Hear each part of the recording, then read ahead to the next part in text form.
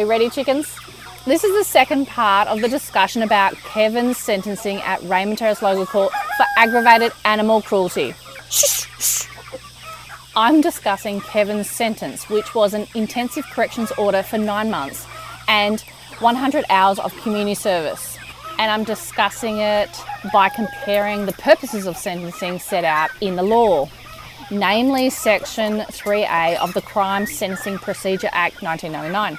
I'm going to discuss the purposes that involve rehabilitation and accountability together.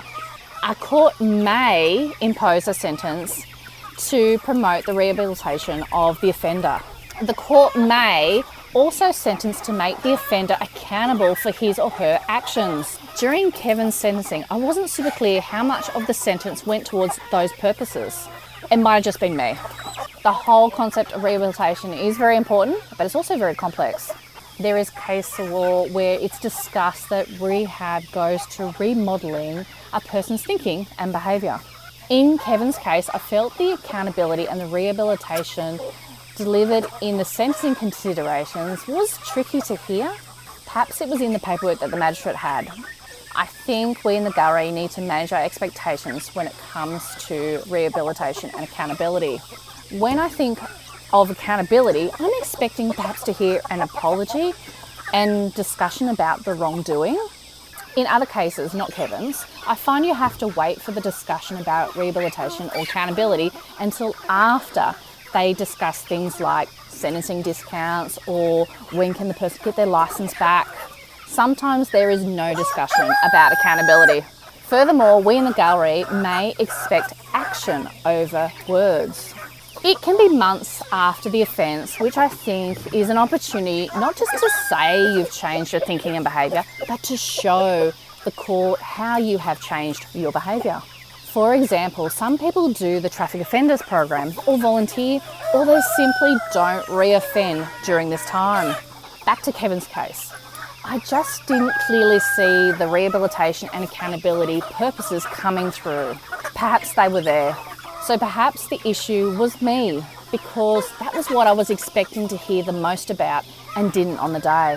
I know I've been observing for a long time now, but I still expect the sentencing to start with an apology and some discussion about accountability before the rest of the legal stuff is explored. Anyways, moving on. Next, sentencing purpose is denouncing the conduct of the offender. I think giving a custodial sentence together with the magistrate making remarks goes to denouncing the conduct. However, I'm going to argue there's a catch. We in the community, who keeps bumping the tripod? Is it you? We in the community are unlikely to know the sentencing or the remarks made by the magistrate, but for the media. It was those 5 journalists sitting in the gallery and the 2 camera people outside that published the sentence and the magistrate's remarks about the conduct. I think the journalists play a fundamental role in denouncing conduct. Please, journalists, keep publishing. The last purpose of sentencing to discuss is to recognise the harm done to the victim of the crime and the community. Remember, there are owners of the animal. And the prosecution reminded the court that the act had traumatised staff at this wildlife park. In my opinion, I think there could have been more acknowledgement here. Acknowledging the harm, I think, is tied to accountability I discussed earlier. Everyone close your ears, because there was a lot of discussion about killing chickens on the day. Don't worry, I'm not going to share that. I felt that could have been balanced with more discussion about the impact to the community.